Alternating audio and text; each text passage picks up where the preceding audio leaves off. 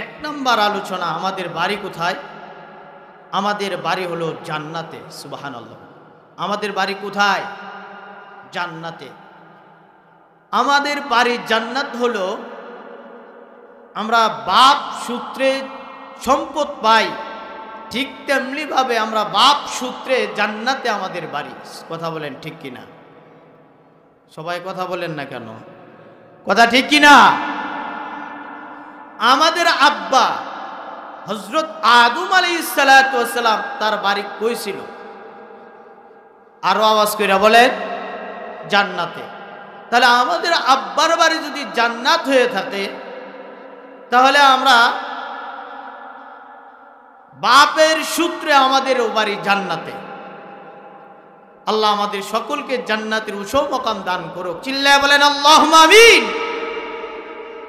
সম্মানিত হাজিরিন, কিছু কিছু কর্মকাণ্ডের কারণে জান্নাতে যাওয়া যায় না।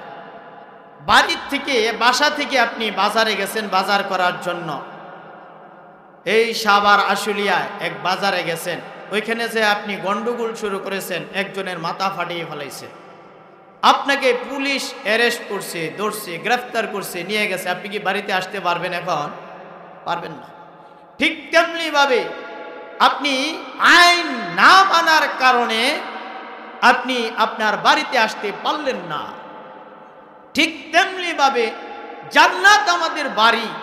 কিছু কিছু কিছু আইন না মানার কারণে কিছু মানুষ জান্নাতে যাইতে পারবে না। ঈমান থাকলে, ঈমান যদি থাকে, শাস্তি ভোগ করার পরে আপনি জান্নাতে যাইতে পারবেন। আর যদি ঈমান মোটেই না থাকে, তাহলে তো আর যাওয়া সম্ভব না। কথা বলেন ঠিক কিনা? আল্লাহু করিম। ঈমান যার পরিমাণ, যার ঈমান আছে, আল্লাহ তাআলা তাকে একটা সময় আযাব দেওয়ার পরেও এই দুনিয়ার 10 দুনিয়া পরিমাণ এক জান্নাত তাকে দান করবেন। জোরে বলেন সুবহানাল্লাহ। এক নাম্বার, আমরা জান্নাতে আমাদের বাড়ি, আমরা জান্নাতেই যাইতে চাই। কথা ঠিক না? কিন্তু কিছু কিছু রোগ আছে, কথা বুঝতেছেন ভাই? কিছু কিছু রোগ আছে, ওই রোগগুলো যদি থাকে, আপনি যেইখানে ইচ্ছা আপনি সেইখানে যাইতে পারবেন না। ধরুন আমার করোনা হয়েছে, যখন করোনা গেল, আমার এলাকার সবাই জানে আমার করোনা হয়েছে, তখন কি আমি জনসম্মুখে আমাকে যাইতে দিবে? কথা বলেন, যাইতে দিবে? যাইতে দিবে না। আমার করোনা হয়েছে, এই জন্য আপনার বাড়িতে আপনি যাইতে দিবেন না। ঠিক তেমনি ভাবে আমাদের কিছু রোগ আছে, এই রোগগুলো যদি থাকে, আপনি যেমন করোনা হয়েছে, করোনা রোগ হয়েছে, আপনি একজনের বাড়িতে যাইতে পারেন না। ঠিক তেমনি ভাবে আপনার কিছু রোগ আছে, আমার কিছু রোগ আছে, এই রোগ থাকার কারণে আমিও জান্নাতে যাইতে পারবো না। তাহলে রোগ হইলো, অসুস্থ হলো দুই প্রকার।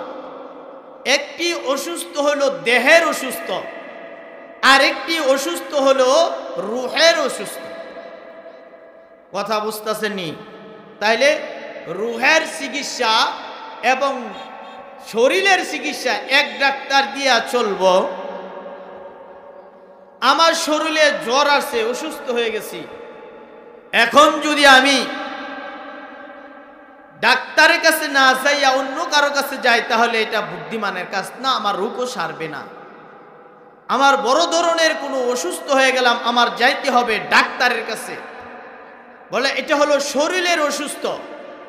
ঠিক তেমনি ভাবে রূহের মধ্যে যে আমার অসুস্থ ধরছে, পছন্দ ধরছে, ক্যান্সার হয়েছে, এইটা যদি এই দুনিয়ার কোনো ডাক্তারের কাছে যান, এমবিবিএস ডাক্তারের কাছে যান, প্রফেসর ডাক্তারের কাছে যান, রূহের চিকিৎসা সে করতে পারবে না।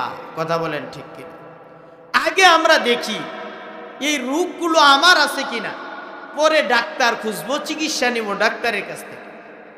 সর্বোপরি এই রোগগুলো আমার ভিতরে আছে, আমি মনে করি এই রোগগুলো আপনাদের ভিতরে নাই, কিন্তু আলোচনা করি, যদি আপনাদের ভিতরে থাকে এই রোগগুলো আজকে বিদায় করে দেব। সুবহানাল্লাহ বলে আল্লাহুম্মা আমিন। সম্মানিত হাজিরিন, এই রোগগুলো, যে রোগের কথা আলোচনা করব, এই রূপ যদি কারো না থাকে তাহলে সে ইবাদতের মাধ্যমে আকাশের উপরে কি আছে এটাও দেখতে পারবে। ইবাদতে তার মন চাবে ইবাদত করার জন্য, ইবাদতে সে মজা পাবে। রূপ যদি না থাকে, বলুন আপনি যদি অসুস্থ থাকেন, কোনো কাজ করতে মজা লাগেনি? কোনো কাজ করতে মজা লাগে? মজা লাগে না। যদি অসুস্থ না থাকেন, সুস্থ থাকেন, নিজের কাজ তো করেন, আরেকজনের কাজ করে দিতে মন চায়। আর অসুস্থ থাকলে আরেকজনের কাজ তো দূরের কথা, নিজের কাজই করতে মনে চায় না। তাহলে আজকে দেখি, সময় খুব কম, নিজের রূপগুলো আছে কিনা। আমার অবশ্যই রূপগুলো আছে, আমি আজকে থেকে আলোচনা করব, আমি চেষ্টা করব এই রূপগুলো দূর করার জন্য ইনশাআল্লাহ। সম্মানিত হাজিরিন, 1 নাম্বার রূপ লোভ। 1 নাম্বার রোগের নাম কি? লোভ। যখন মানুষের মধ্যে লোভ কাজ করে, ওই মানুষ আর এই সমাজে সম্মান পায় না, ইজ্জত পায় না। কথা বলেন ঠিক না বেঠি? টাকার লোভ, বাড়ির লোভ, গাড়ির লোভ আছে সবারই। কিছু মানুষ আছে এত লোভ আসে, কিন্তু এই লোভের সে অন্তরে স্থান দেয় না, জায়গা দেয় না। বলে যে ওই লোকের ভিতরে তখনই দুনিয়ার লোভ বসে, যখন এই দুনিয়া তার কাছে ভালো লাগে। কিন্তু দুস্থ হবাব, যখন আল্লাহ এবং আল্লাহর নবীর মহব্বত আপনার অন্তরে ঢুকায় দিবেন, আল্লাহ এবং আল্লাহর নবীর মহব্বত যেই অন্তরে আছে, ওই অন্তর এই দুনিয়ার লোভের ভিতরে পড়তে পারে না। কথা বলেন ঠিক কিনা?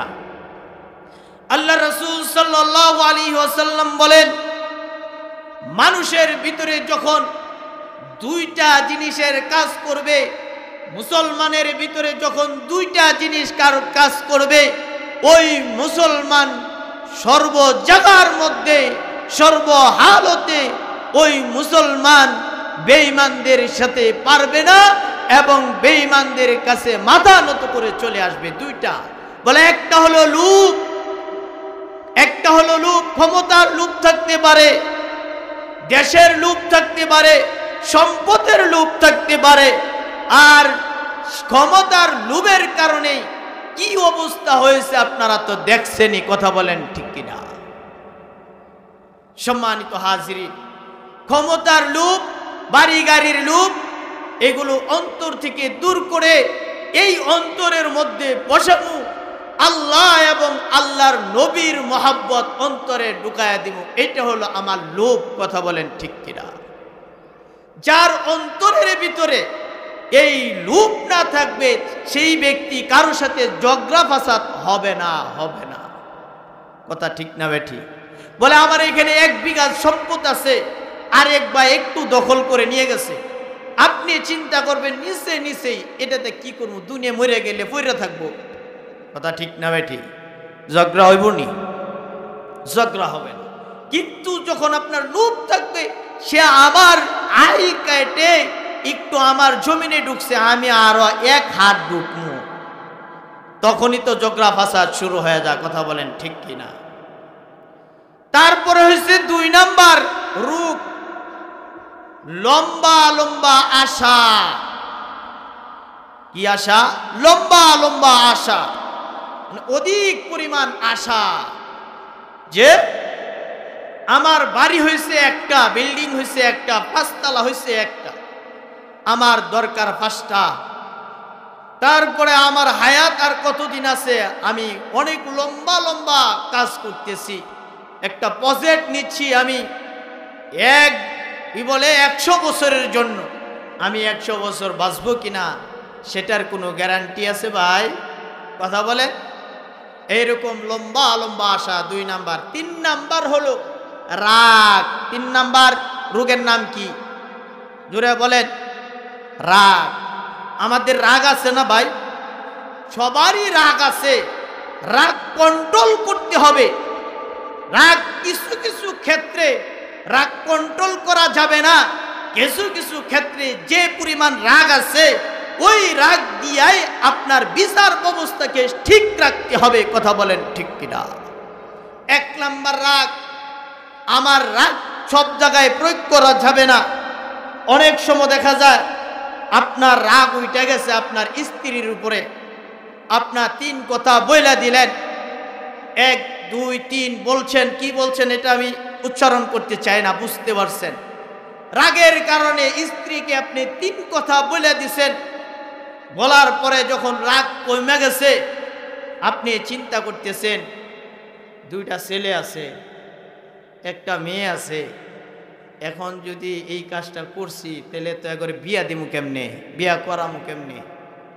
এখন কয় আমি 3টা শব্দ উচ্চারণ করি নাই, তালাক আমি বলি নাই, আমি বলছি চালাক। এখন ফতোয়া উল্টাইতেছে। এখন হুজুরের কাছে গেছে ফতোয়ার জন্য, হুজুর আমি তো তালাক কইছি না, আমি চালাক কইছি, কি হয়ে গেছে? বলে না, যদি চালাক কয়ে থাকেন তাহলে তো আর এখানে কিছু করা নাই। তাহলে এখানে যে গুরানি শুরু হয়ে গেছে। এরকম করে সে এই স্ত্রীকে নিয়েই সে থাকতেছে। এই থাকাটা বৈধ না অবৈধ? চিল্লায় বলেন, আরো জোরে বলেন, অবৈধ। তাহলে এরকম অবৈধ স্ত্রী নিয়ে অনেকেই থাকতেছে, আছে, অনেক আছে, আমার জানা মতে অনেক আছে এরকম অবৈধ স্ত্রী নিয়ে থাকতেছে। এরা হাসরের ময়দানে জিনাকারদের কাতারে দাঁড়াবে। কার কাতারে দাঁড়াবে? জিনাকারদের কাতারে দাঁড়াবে। কেন? সে অবৈধ স্ত্রী নিয়ে থাকছে। আর এই জিনা কাতারে দাঁড়াইলো কি জন্য? বলে একটা কথার কারণে, একটা কাজের কারণে সে তার রাগকে কন্ট্রোল করতে পারে নাই। কথা বলেন ঠিক কিনা? তাহলে আজ থেকে আমরা রাগ কন্ট্রোল করব ইনশাআল্লাহ। কিন্তু আরেক কথা বলছিলাম, রাগ সব জায়গার মধ্যে কন্ট্রোল করতে নাই। কিছু কিছু জায়গার মধ্যে রাগ যা আছে তা দিয়ে তাকে শায়েস্তা করা। এরকম একটা ঘটনা বলি। আলমগীর অনেক বড়, সে ক্ষমতাশালী। একদিন নবীকে এক লোক আলমগীরের সামনে, বাদশাহ আলমগীর না, অন্য আরেক আলমগীর, নবীরে গালি দিছে তার সামনে। কারে গালি দিছে? আওয়াজ করে বলেন, জোরে বলেন। নবী আলাইহিস সালাতু ওয়াস সালামকে গালি দিছে। আলমগীরে শুনছে যে গালিটা সে দিছে। আলমগীর আর কিচ্ছু বললেন না। আলমগীর চলে গেছেন বাড়িতে। বাড়িতে যাইয়া আলমগীর কি করলো? একটা অনেক লম্বা এক ছুরি ছিল, আমরা কুরবানির সময় যে গরু জবাই করি, এই ছুরি বের করলো গোড় থেকে। বের করে এটা দাঁড় দিচ্ছে, বালু দিয়ে দাঁড়াচ্ছেন। মা বলতেছেন, বাবা এই ছুরি কেন বের করেছ? এই ছুরি দিয়া কি করবা? মাগো এই ছুরি দিয়া তেমন কিছু করব না, তবে মা এই ছুরি দিয়া, এই অস্ত্র দিয়া আমি সঠিক বিচার করতে চাই। আল্লাহু আকবার! আওয়াজ করে বলেন আল্লাহু আকবার। এই বাদশা আলমগীর এই ছুরি হাতে নিয়ে দাঁড়াচ্ছেন, দাঁড় হয়ে গেছে। এই ছুরি নিয়ে দৌড়াইতে লাগলেন। মা ডাকতেছে, বাবা ছুরি নিয়ে কোথায় যাচ্ছ? বলে, মাগো আমি এক জায়গায় যাচ্ছি, আমাকে বাধা দিও না মাগো, আমার সময় নষ্ট হচ্ছে, আমাকে বাধা দিও না। আলমগীর দৌড়াইতে লাগলেন। দৌড়াইতে ওই নবীকে যে গালি দিয়েছিল ওর বাড়িতে যায় হাজির হইয়া ওই নবীকে গালি দিছে। এমন জোরে ছুরি চালাইছে, কল্লাটা আলাদা করে দিছে। চিল্লায় বলেন আল্লাহু আকবার। কল্লা আলাদা হয়ে গেছে। এই আলমগীরকে পুলিশে গ্রেফতার করছে। পুলিশ গ্রেফতার করে নিয়ে গেছে। এইবার যখন নাকি এরকম ভাবে নিয়ে যায়, তখন উকিল ধরে। কথা বলেন ঠিক কিনা? উকিল ধরে না? উকিল ধরছে। উকিলে তারে বলতেছে, তুমি হত্যা করেছো, আর যদি তুমি সত্য কথা বলো যে হ্যাঁ আমি হত্যা করেছি, তাহলে তো তোমাকেও ফাঁসির কাস্টে ঝোলাবে, তোমাকেও হত্যা করা হবে। তুমি বলবা আমি যখন তাকে হত্যা করেছি আমার মাথা ঠিক ছিল না, আমার জ্ঞান ছিল না, উকিল বলতেছে, তোমারে যখন বলবে তুমি হত্যা করছ, তুমি বলবা আমার তখন হিতাহিত কোনো জ্ঞান ছিল না, এই জন্যেই আমি তাকে হত্যা করছি। আলমগীর ডাক দিয়া বলতেছেন, উকিল ভাই আপনি কোথা থেকে আসছেন? কিসের জ্ঞান ছিল না? অবশ্যই অবশ্যই আমি ঠান্ডা মাথায় আমি তাকে কতল করেছি, ঠান্ডা মাথায় কতল করেছি, আমি এইটাই বলবো। উকিল বলতেছে, এটা যদি বলেন তাহলে তো আপনাকে ফাঁসির কাস্টে ঝুলাবে। আলমগীর বলতেছে, আমাকে ফাঁসির কাস্টে ঝুলাবে না, আমাকে ফুলের মালা দিবে, আমি দেখতে চাই না, আমি সত্য কথা বলতে চাই। আমি ঠান্ডা মাথায় তাকে হত্যা করেছি, নবীর দুশমনকে আমি হত্যা করেছি ঠান্ডা মাথায়। উকিলের কথা সে মানে নাই, নিয়ে গেল। নিয়ে যাওয়ার পরে তাকে জিজ্ঞাসা করা হলো, তুমি কি আসলেও হত্যা করেছো? বলে হ্যাঁ আমি হত্যা করেছি। বলে তোমার জ্ঞান ছিল? বলে হ্যাঁ আমি ঠান্ডা মাথায় আমি হত্যা করেছি, তার কল্লা আলাদা করেছি, ঠান্ডা মাথায় আমার জ্ঞান পরিপূর্ণ জ্ঞান ছিল। এইবার একজন ডাক দিয়া বলতেছেন, ও আলমগীর তোমাকে তো এখনই হত্যা করবে, তোমাকে হত্যা করার জন্য সব কিছু রেডি হয়ে গেছে, তাহলে তুমি কেন বললা না যে আমার মাথা ঠিক ছিল না? এই কথা কেন বলল না? বলে এই সময় তার সব কিছু রেডি, তাকে এখন ফাঁসির কাস্টে ঝুলাবে। সে ডাক দিয়ে বলে, না বাচ্চা, ও বিচারপতি তাড়াতাড়ি আমার গলার মধ্যে দড়ি লাগাও, তাড়াতাড়ি দড়ি লাগাও। বলতেছে, তুমি কি পাগল হয়ে গেলানি? তুমি ফাঁসির দড়ি গলায় লাগানোর জন্য এত উম্মাদ হইলা কারণ কি? আলমগীর বলতেছে, আমি দেখতেছি আমাকে ফাঁসির জন্য দড়ি রেডি হয়ে গেছে, এই দড়ির পিছনে আমি দেখতেছি আমার নবী, বিশ্ব নবী জনাবে রাসূলুল্লাহ সাল্লাল্লাহু আলাইহি ওয়াসাল্লাম দুইটা হাত বাড়ায়া রাখছে, ফাঁসির কাস্টে আমাকে ঝুলাবে, সাথে সাথেই আমি নবীজির কুলে উঠে যাব। চিল্লা বলেন আল্লাহু আকবার, জিরা বলেন আল্লাহু আকবার। সম্মানিত হাজিরিন, তাহলে রাগ কন্ট্রোল করা কিন্তু সব জায়গায় না। সম্মানিত হাজিরিন, তাহলে 3 নাম্বার রোগের নাম কি? রাগ। প্রথম নাম্বার লোভ, দ্বিতীয় নাম্বার হইল লম্বা লম্বা আশা, তৃতীয় নাম্বার হলো রাগ, চতুর্থ নাম্বার মিথ্যা কথা বলা। চতুর্থ নাম্বার কি বলা? মিথ্যা কথা বলা। বলে মিথ্যা কথা যদি আপনি না বলেন তাহলে সমাজের মধ্যে আপনি অনেক সম্মানিত হতে পারবেন, সবাই আপনারে ইজ্জত করবে, বলবে এই লোকটা সত্যবাদী। আপনি যদি একটা মজলিসে একটা কথা বলেন, আপনার কথাটা সুন্দর করে সবাই নিবে, বলে না এই লোকটা কখনো মিথ্যা কথা বলে নাই, তার কথাটা নেও, সবাই বলে হ্যাঁ সে সত্যবাদী, তার কথা নেওয়া যেতে পারে। কথা বলেন ঠিক কিনা? নবী মুহাম্মদুর রাসূলুল্লাহ সাল্লাল্লাহু আলাইহি ওয়াসাল্লাম তার জিন্দেগিতে কোনোদিন মিথ্যা কথা বলে নাই। আমরা তার উম্মত, আমরাও কোনোদিন মিথ্যা কথা বলবো না ইনশাআল্লাহ। বলে মিথ্যা কথারও একটা সুন্দর কিছু কথা ছিল, সময় সংক্ষিপ্ত আকারে এই জন্যে বলতে পারলাম না। তারপরে 5 নাম্বারটা হলো গীবত করা। 5 নাম্বারটা কি? গীবত। গীবত সমাজের মধ্যে এমন একটা ব্যবস্থা হয়ে গেছে, গীবত। গরম ভাত ছিনেননি, কথা কন না, গরম ভাত ছিনেন, গরম ভাত ঘি দিয়া মাখাইয়া খাইলে কেমন স্বাদ লাগলে? খুব স্বাদ লাগে। গরম ভাত ঘি দিয়া খাইলে খুব মজা লাগে। বলে গীবতটাও তার চেয়ে বেশি মজা লাগে। কথা ঠিক না বেঠি? গীবত খুব মজা লাগে, কিন্তু এই গীবতটা এত নিকৃষ্ট, এত খারাপ, বলে এই গীবতটা মানুষকে অনেক নিচে নামায়া দেয়। বলে আপনি যার বিরুদ্ধে আরেকজনের কাছে সমালোচনা করলেন, গীবত করলেন, আপনার অন্তরের মধ্যে আর শান্তি থাকবে না। বলে কেন শান্তি থাকবে না? আপনি যখন একজনের গীবত আরেকজনের কাছে বলছেন, আপনার দিলের মধ্যে ঢুকাইতেছে, কি ব্যাপার? এর কাছে বললাম, ও কি আবার বইলেই দেয় নাকি? কথা ঠিক না বেঠি?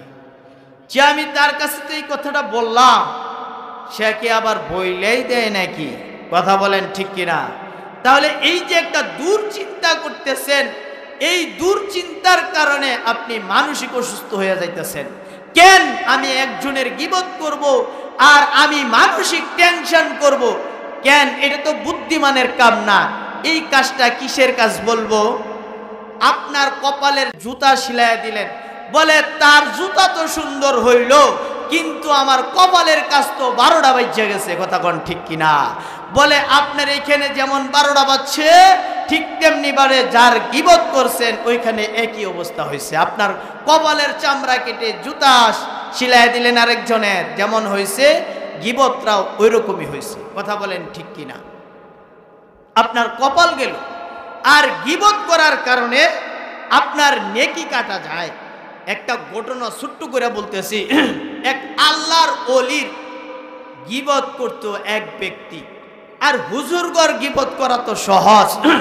হুজুররা তো কোনোদিন এরকম আন্দোলন করে না যে আজ থেকে আমরা ইমামতি করব না, মাদ্রাসায় থাকবো না, এরকম আন্দোলন করে। যেমন দেখেন গাজীপুরের দিকে আন্দোলন হচ্ছে, গার্মেন্টসের মানুষগুলো রাস্তায় অবরোধ করতেছে। কোনোদিন হুজুররা এরকম আন্দোলন করে? ভাই, আন্দোলন করেনি। হুজুরগর বেতন কম, তাও কোনো আন্দোলন করে? হুজুরগর বেতন কম, ঠিক আছে, এর ভিতরে হুজুরা যে শান্তিতে আছে, আপনারা বেশি বেতন পায়, এই শান্তিতে আপনারা নাই। কথা কোন ঠিক কিনা? হুজুরদের স্ত্রী ছাড়া জামাই গায়ে দেয় না। এরা যেই হাই ফাই খাবার খায় অল্প বেতনে, এই খাবার 50,000 টাকা বেতন পায়, আপনি এটি খাইতে পারবেন না। না ভুল বলতেছি ভাই? হ্যাঁ,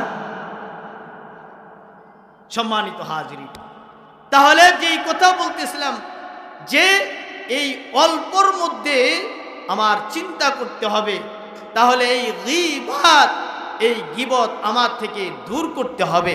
যেই কথা বলতেছিলাম, এই গীবতের কারণে আমার নেকি কাটা যায়। একটা ঘটনা বলতেছিলাম যে এক আল্লাহর ওলির গীবত করে আরেক ব্যক্তি, গীবত করতেছে। এই যে গীবতটা করে যার কাছে, সে আবার বইলা দেয় আল্লাহর ওলির কাছে, ভাই আপনার কথা এই কথা বলছে, তাই নাকি? সে আবার 10 টাকা দিয়া দেয়। ওই সময়ের টাকার অনেক দাম না? 10 টাকা দিয়া যে আজান হইতেছে নাকি? তাইলে আল্লাহর ওলি 10টা টাকা দিয়া দে, আমার নামে যে গীবত করছে তারে 10টা টাকা দিয়া দে। এরকম প্রতিদিন বলে। হুজুরও প্রতিদিন এরকম 10 টাকা করে দিতেছে। হঠাৎ করে একদিন আর গীবত করে নাই। হুজুর আজকে তো কিছু গীবত করে নাই, তাই আচ্ছা ঠিক আছে, আর টাকা দেয় নাই। এখন হুজুরে বলতেছে, হুজুর প্রতিদিন আপনার নামে গীবত করে, কিন্তু আপনি তাকে প্রতিদিন 10 টাকা করে টাকা দেন। আজকে গীবত করে নাই, কিন্তু আজকে তো টাকা দেন নাই। হুজুর প্রতিদিন গীবত করে টাকা দেন, আজকে গীবত করে নাই, কিন্তু টাকা দেন নাই, কারণ কি? হুজুর ডাক দিয়ে বলে, শোনো, আমার যে গীবত করত, আমার বদনাম করত, আর আমার গুনাহগুলো তার অ্যাকাউন্টে জমা হয়ে যাইত।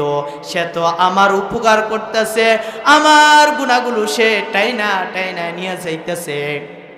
সে যে আমার উপকার করতেছে, এই জন্যে প্রতিদিন 10টা করে টাকা দিতাম। আজকে আমার গীবত করে নাই, আমার গুনাহগুলো টাইনা নেয় নাই, এই জন্য আর আজকে টাকা দেই নাই। তাহলে কি বুঝলাম?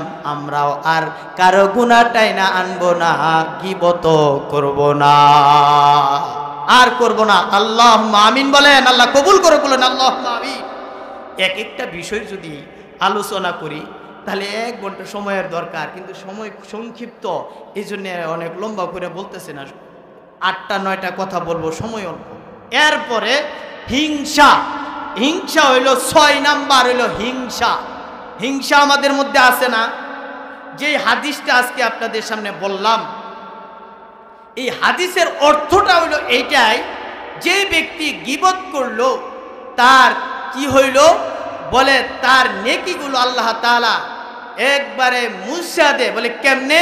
বলে আগুন শুকনা কাঠকে যেভাবে আগুন জ্বালাইয়া দে, বলে যে কি করলো? হিংসা করলো, হিংসা করার কারণে আল্লাহ তাআলা তার নেকি এরকম আগুনের মতো জ্বালাইয়া পুরাইয়া শেষ করে দেস। কথা বলেন ঠিক কিনা? তাহলে হিংসা করব ভাই? কথা বলেন, হিংসা করব? হিংসা করব না। তাহলে হিংসা থেকে আমরা দূরে থাকব। বলে আমি যার জন্য হিংসা করি তার এই হিংসা থেকে আমি বিরত থাকবো কেমনি? এক নাম্বার ওষুধ, হিংসা থেকে বিরত থাকার ঔষধ। মনে করেন আমার ভাই আমার সম্পদ নষ্ট করেছে, টাকা নষ্ট করেছে, আমি তার সাথে হিংসা করতেছি। লা ইলাহা, জোরে লা ইলাহা,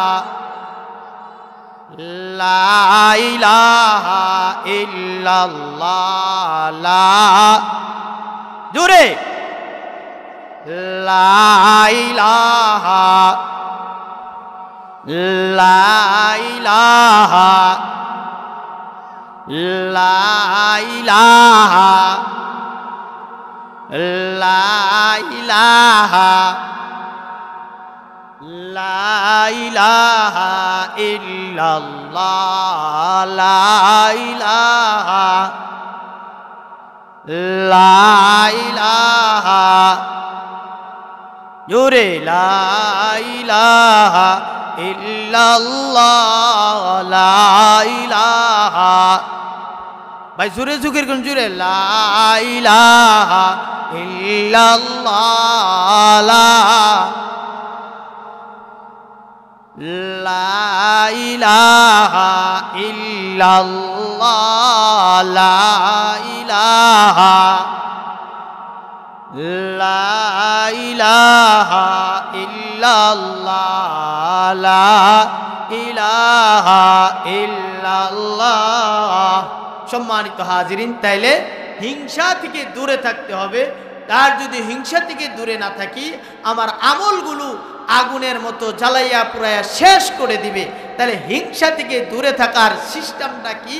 বলে আমি আমার ভাইয়ের সাথে হিংসা, আমার সম্পদ বেশি নিছে এই জন্য কথা কই না, তার সাথে হিংসা আমার। বলে আপনি এই হিংসা দূর করার জন্য আপনার ভাইয়ের জন্য দোয়া করবেন, আল্লাহ আমার ভাইয়ের 2টা ছেলে ইটালি আর 3টা ছেলে বাড়িতে, আল্লাহ আমার ভাইয়ের 3টা ছেলে ইটালি ভাড়ায়া দাও। এরকম ভাবে দোয়া করতে থাকবেন। আস্তে আস্তে আপনার হিংসা দূর হয়ে যাবে। হিংসা থেকে দূরে থাকার, হিংসা দূর করার আরেকটা পদ্ধতি হলো, যার সাথে আপনি হিংসা করেন তাকে বেশি বেশি করে সালাম দেন। তাকে বেশি বেশি করে কি দিতে হবে? সালাম দেন। এগুলো করলে আপনার হিংসা দূর হয়ে যাবে, হিংসা আর থাকবে না। অন্তরের মধ্যে যে তাকাব্বুরি আছে, এইটা যদি আপনি দূর করতে চান, মসজিদে যাইয়া মুসল্লিদের জুতা উল্টা আছে আপনি বাউ করে দেন, জুতাটি সুন্দর করে দেন, আপনার ভিতরে সব আমিত্ব চলে যাবে। কথা বলেন ঠিক না বে ঠিক? সম্মানিত হাজিরিন, তাহলে হিংসা হইল 6 নাম্বার। 7 নাম্বার হইল কৃপণ। 7 নাম্বার কি? কৃপণ মানে বখিল। আছে না সমাজের মধ্যে? মেহমান যদি আসে আর ভাল লাগে না, মেহমান আসলে ভাল লাগে না, খরচ বাড়ে আছে। কথা কন ঠিক কিনা? কিন্তু সম্মানিত হাজিরিন, রিজিক দাতা কে? আওয়াজ করে বলেন কে? আল্লাহ তাআলা হলেন রিজিক দাতা। আমার ঘরের মধ্যে একজন মেহমান আসে, আমার তাকে খাওয়ানোর মতো কোনো ক্ষমতা আমার নাই। আল্লাহ পাক রব্বুল আলামিন তার রিজিক আমার ঘরে রাইখা দিছে আগেই, সেই জন্য আমার ঘরে মেহমান আসছে। হাদিস শরীফের মধ্যে আসছে, যে ব্যক্তি মেহমানদারি বেশি বেশি করবে আল্লাহ তার ঘরে বরকত বাড়ায় দিবে। তার ঘরে কি করবে? বরকত বাড়ায় দিবে। এবং বেশি বেশি করে দান করা, বেশি বেশি করে দান করার কারণে আল্লাহ তাআলা আপনাকে আপদ বিপদ বালা মুসিবত আপনার উপর থেকে উঠায় নেবেন। বিশ্বাস করেন এটি ভাই? তাহলে দান করতে হবে। কথা বলেন, দান করবেন ইনশাআল্লাহ বলেন। তাহলে এই বিষয়গুলো ওয়াজ করতে গেলে, আলোচনা করতে গেলে অনেক সময়ের ব্যাপার। নামাজ আজানেরও সময় হয়ে গেছে, এই জন্য সংক্ষিপ্ত করতেছি। তারপরে হলো রিয়া। আজানটা দেখ, একটু কথা বল। আল্লাহু আকবার, আল্লাহু আকবার। আর একটু বসেন, একটু জরুরি দুই একটা কথা আছে, শুনে বসেন বসেন। আর অর্থাৎ কয় নাম্বার? 8 নাম্বারটা হলো লোক দেখানো ইবাদত। এটা হলো পূজা। এটার নাম কি? হিন্দুরা পূজা করে না, বিভিন্ন জিনিসের পূজা করে। আমিও যদি লোক দেখানো ইবাদত করি, আমারটাও পূজা হয়ে গেল। যেন আমার চেষ্টা থাকবো আমার আমলগুলো যেন কেউ না দেখে। এখন এই জন্যে এর কিছু কিছু বন্ডরা আছে, বলে আমরা এই জন্যেই তো মসজিদে যাইয়া জামাতের সাথে নামাজ পড়ি না, বলে আমরা হাঁটতে থাকি আর মনে মনে নামাজ পড়তে থাকি। নাউজুবিল্লাহ বলবেন না? নাউজুবিল্লাহ বলেন জুড়ে। বলে এইটা না, অন্তরের মধ্যে যেন এমন না থাকে আমি নামাজ পড়তেছি আরেকজনে দেখো। বলে এরকম তো হয়। বলে কার হয়? বলে আমি চেয়ারম্যানের দাঁড়াইছি, জীবনে নামাজ পড়ি না, উত্তরপাড়া গেছি, 4টায় নামাজ, বাস আসরের নামাজে দাঁড়ায় গেলাম, উজু থাক আর না থাক। বলে দক্ষিণ পাড়া গেছি, ওইখানে যায় দেখি 4:30 নামাজ, ওইখানে জামাত দাঁড়াইছে। বলে ওইখানেও যায় দাঁড়ায় গেছে। দেহ যদি নামাজ তোমার যে নামাজই পড়ে না, এয়ারপোর্ট দিতা, উজু থাক আর না থাক, 2 জায়গাতে আসরের নামাজ হয়ে গেছে। এইগুলো লোক দেখানো হয়েছে। কথা বলেন ঠিক কিনা? যে আমারও চেষ্টা থাকতে হবে লোক দেখানো ইবাদত আমরা করবো না ইনশাআল্লাহ। বলেন। বলে আজ একটা নামাজ আছে, শেষ রাতে যখন গভীর রজনী হয়ে যায়, সব দরজা বন্ধ, আপনি ওই সময় আপনি কি বলে তাহাজ্জুদের 2 রাকাত 4 রাকাত যে কয়েকটা নামাজ পড়লেন, এটার কেউ দেখলো না, কে ছাড়া? আল্লাহ ছাড়া আর কেউ দেখলো না। বলে এইভাবে যদি আপনি নামাজ পড়তে পারেন, আপনি নিরাপদে আল্লাহর জান্নাতে প্রবেশ করবেন। সম্মানিত হাজিরিন, ওযু ইস্তেঞ্জা লাগবো। 8টা বলছিলাম, ভাবছিলাম 10টা বলবো, তাহলে সময়ের অভাবে আর বলতে পারলাম না। তাহলে আমরা এই 8টা কাজ, 1 নাম্বার হইল লুপ। 1 নাম্বার কি বলেন? একটু মনে করেন, তাহলে আমাদের অন্তর থেকে দূর করা যাবে। 1 নাম্বার। 2 নাম্বার লম্বা লম্বা আশা। 3 নাম্বার হলো রাগ। 4 নাম্বার হলো মিথ্যা কথা। 5 নাম্বার হলো গীবাত। 5 নাম্বার কি? গীবাত। 6 নাম্বারটা হলো হিংসা। 7 নাম্বারটা হচ্ছে কৃপণ। 8 নাম্বার হলো রিয়া, দেখায়া দেখায়া ইবাদত করা। তাহলে কমপক্ষে এই 8টা শুনছি, এই 8টি আমরা অন্তরের রূপগুলো থাকলে আমরা দূর করে দেব ইনশাআল্লাহ। বলেন। কিন্তু আরেকটা কথা বলতেছিলাম, যে দেহের রূপ আর রুহের রূপ এক ডাক্তারের কাছে গেলে চলবে না। রুহের চিকিৎসা করতে গেলে এরকম বড় বড় হুজুরগোর কাছে যাইতে হবে। হুজুর, আমার এই রূপটা, আমার এই রুহের এই রূপটা কেমনে দূর করা? দেখবেন হুজুররা এমন রাস্তা বাতায় দিবে, আপনার রূপ দূর হয়ে যাবে, আপনার দিলটা আয়নার মতো হয়ে যাবে। মৃত্যুর পরে দেখবেন আপনার জন্য আল্লাহ তাআলা ঘোষণা দিব, আফরিশুহু লাহু মিনাল জান্নাহ। আল্লাহ তাআলা ঘোষণা দিয়া বলবে, এই ফেরেশতারা আমার এই বান্দার জন্য জান্নাত থেকে সাদা পোশাক পরিধান, তা কি বলে, তার জন্য বিছানা বিছায়া দাও, জান্নাতের বিছানা বিছায়া দাও। সুবহানাল্লাহ। বলে আলবিসুহু মিনাল জান্নাহ। বলে আপনাকে ঘোষণা দিবে আল্লাহ তাআলা, এই ফেরেশতারা তাকে সুন্দর পোশাক, জান্নাতের পোশাক তাকে পরিধান করায় দাও। সুবহানাল্লাহ। তাহলে এরকম ফসল আছে সামনে। আমরা এই 8টা রূপ অন্তরে যদি থাকে আমরা দূর করে দেব ইনশাআল্লাহ। আল্লাহ তাআলা আমাদের এই রূপগুলো দূর করে দেখ। চিল্লায় বলেন আল্লাহুম্মা আমিন। ওয়া আখিরি দাওয়ানা আলহামদুলিল্লাহি রাব্বিল আলামিন।